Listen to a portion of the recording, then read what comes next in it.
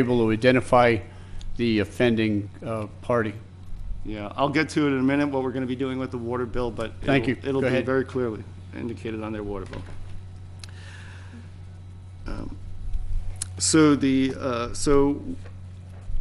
We're also expanding hours and weekend appointments for all of our water efficiency testing. We're going to be extending our hours past up until it becomes dark at night throughout the whole summer, and doing weekends, both Saturdays and Sunday appointments for customers so we are available when they are available. We also will continue rebates for pools. Pool covers. Pool covers are a big thing. A pool uses as much water as grass. An uncovered pool is a big waste of water. I know they're a hassle to put on and off, but they do save a great deal of water.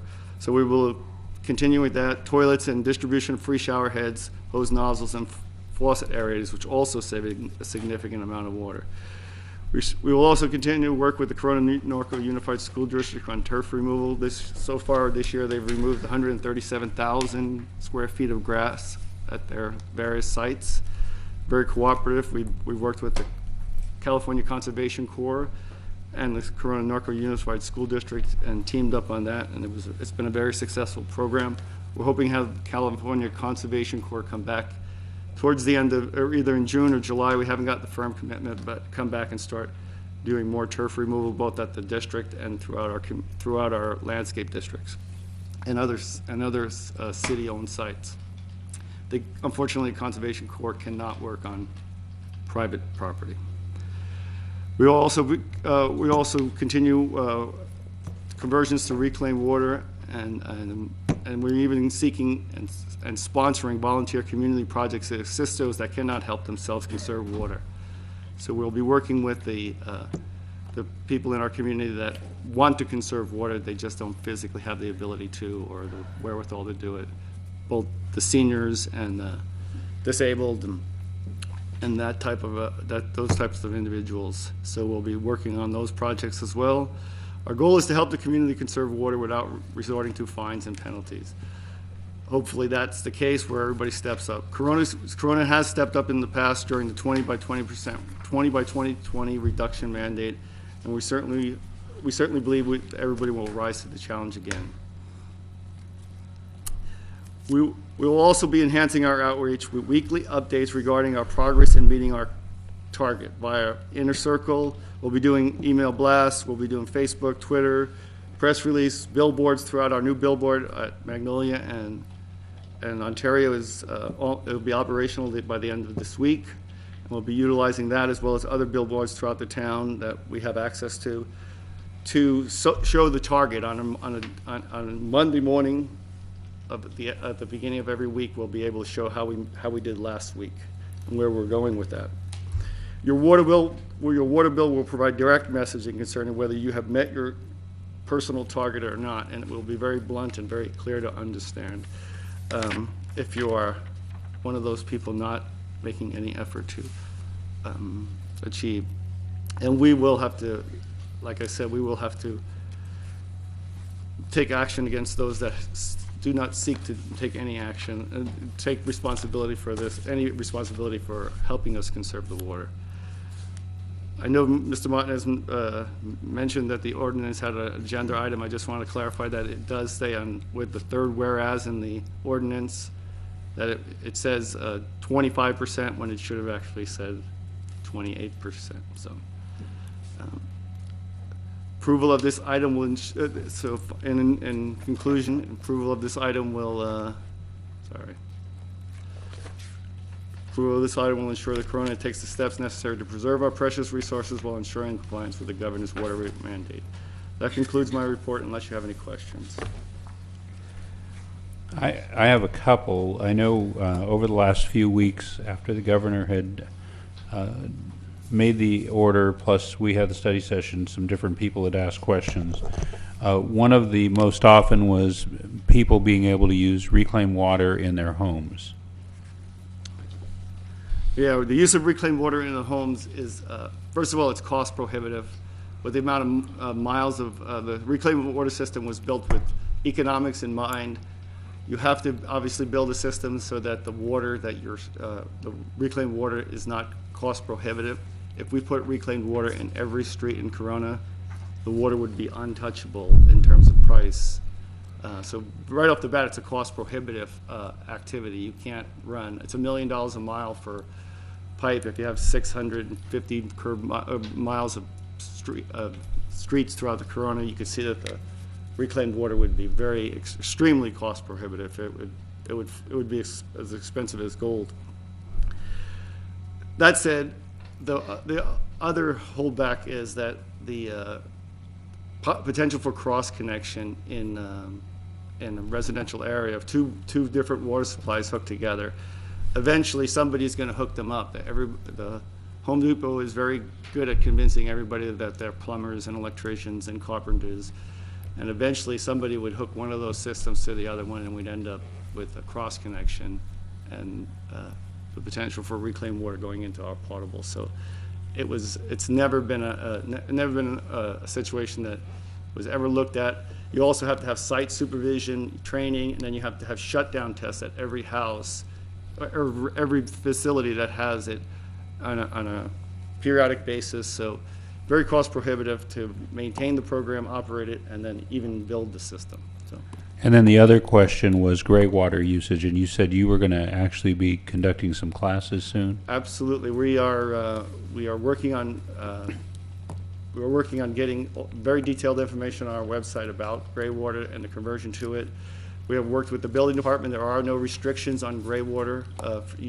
Does not require a building permit in any shape or form for you to do gray water in your house.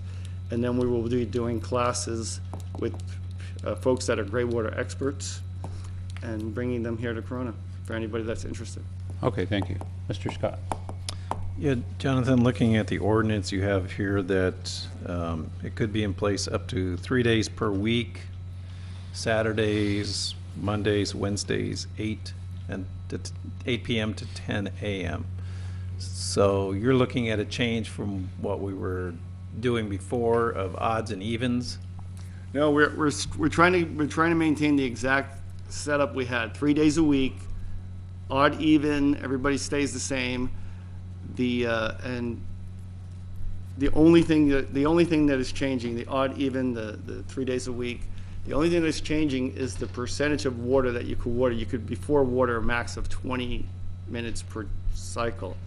So the easiest thing we saw, rather than get everybody to try and reconfigure all their timers, was to just go over to that seasonal adjust button. And again, if you're not familiar or uncomfortable with your go timer, we are here to help.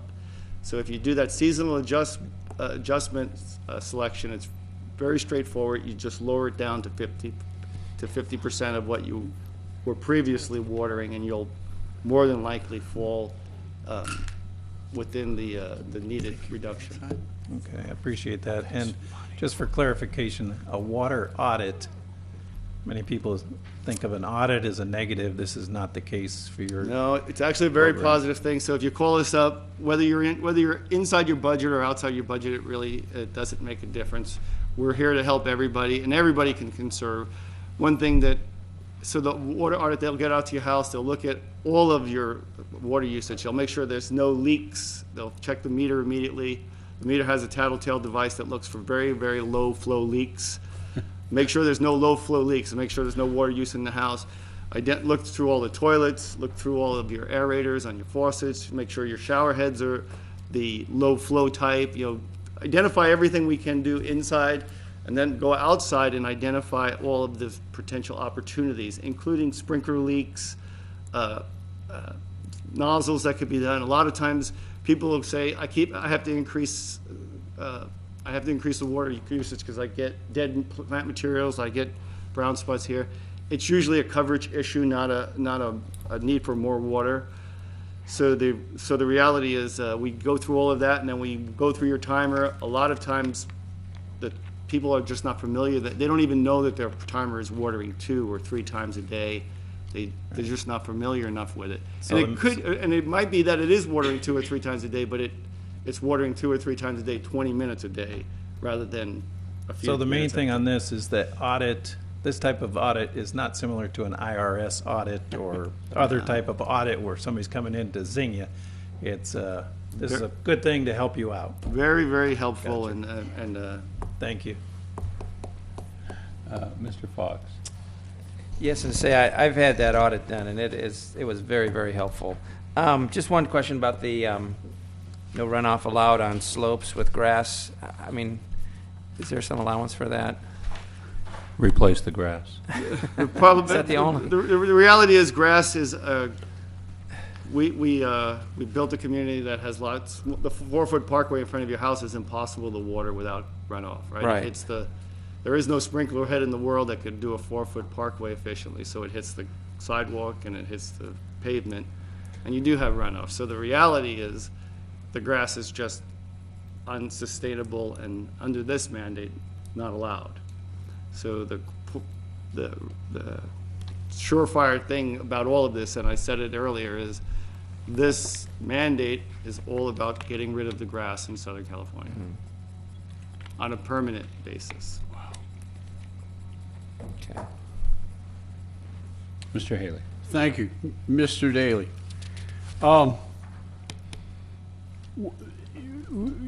We've talked about the fact that we have to lower the percentage of the water that we use. What's going to be the baseline for that particular amount? So the baseline is, obviously, it's this 89 gallons per day per capita for the whole city. But from your own perspective at your house, if you're just looking at your water budget, if you are just inside of your water budget, if you are just, are you using if you're staying within your tier 2 water budget, but just barely, you have a lot of work to do. If you're way below, if you're towards the bottom of if you're using very little water in your outdoor water budget, you will probably be just fine. So we will get this information out to customers, but in the first bill you get, you'll see that you're in or out and where your target is. But the reality is, those that are in know it. They have low water bills. They're staying inside that tier 1, never going into tier 2, or just barely touching into tier 2. Okay. Where the rest of us will need to do a lot of heavy lifting. Okay. Something else. You kept using the term inside and outside water. How do you know? How do you know? We don't know, but we don't know for sure. But we do know what comes to the wastewater plant. So we know exactly what we know how much water. If you take that number of people, what's coming to the wastewater plant, factor in the industries, you end up with a pretty close number to about 60 gallons per day per capita. What a great answer. That makes all the sense in the world. Thank you. Something else, if I can. We have one of the safest cities in the world because of our outstanding fire department. Chief, do you use regular water when you're practicing? Because you have to practice. Yes, when we do training, we try to use the reclaimed water. Okay. We do have hydrants that we can use that are on that system, and when we cannot do that, we're always looking out for not wasting water. But whenever we do our training, we have set some procedures in place where we will be watering or training at parks that don't currently have the reclaimed water, so that if we are able to take that reclaimed water from the hydrants and put it onto the parks. Okay, good. I mean, obviously after that horrible fire we just went through a month ago, you fellas have to be on the ball and ready to go all the time and incredibly well trained, and that's the dichotomy that we have here, so I appreciate that. Last thing for right now, with regards to gray water, my wife and I went to a hardware store and bought a bucket and used it with shower. You know, we put the hose in the bucket and then dumped it in either the pool or the plants outside. And the first day or two is a little annoying taking a shower with a bucket in there, but after a while, it's a piece of cake, and I mean, anybody can do it, and the bucket's like $3, so. it just really, You filled only one bucket? well, thank you, Mr. Spiegel. Anyway, no, we didn't take the shower in the bucket, no, until the water warmed up. God. Jonathan, you're doing a heck of a job. Thank you, sir.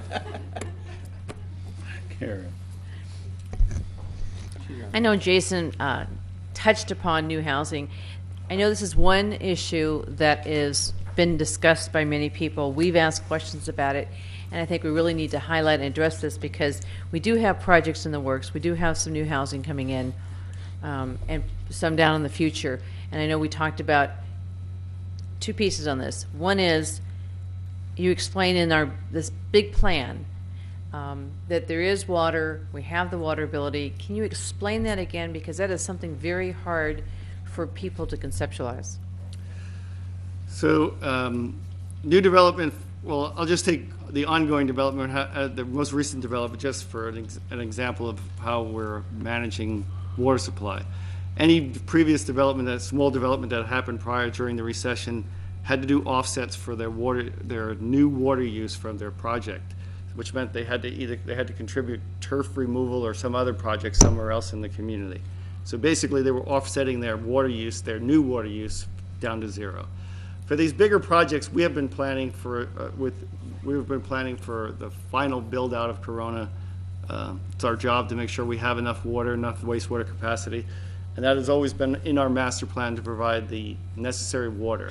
Reclaimed water system was exactly one of those tools to do that. 2.5 billion gallons worth of water of reclaimed water is now being substituted for potable water, which freed up that 2.5 billion gallons a year for new development.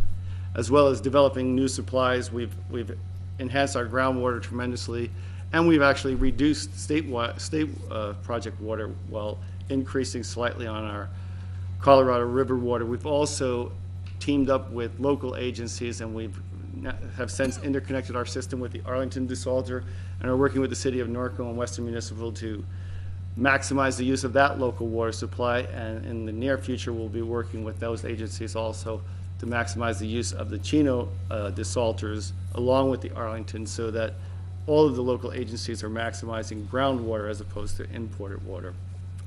So then all new development from the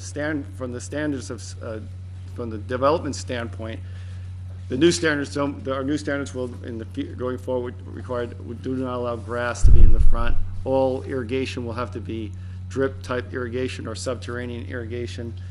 All landscaping on the projects on the outsides of all the landscaping, there is no turf in the medians anymore, no parkway grasses, and all of that irrigation will have to be reclaimed water. Those few small developments that can't get the reclaimed water because it's not nearby will have to offset that water with, again, turf removals or reclaimed water conversions in other areas of the town, so that their new water is coming from taking it from other areas that were using potable previously. Okay, so two questions from that. You threw everything at me. So the projects that are new, that aren't in the amount of water we're using right today, there's enough water that it's not going to hurt the city of Corona in trying to meet the goals as a city with the governor's urgency ordinance. And you got to remember that the governor's thing is a gallons per day per capita. New development, you take like North Main Street, which is 1,400 apartment units. The average person over there is using less than a unit. Those apartments are using less than a unit, so those densities actually help our gallons per day per capita rather than hurt those gallons per day per capita. This is not about the total water use you're using.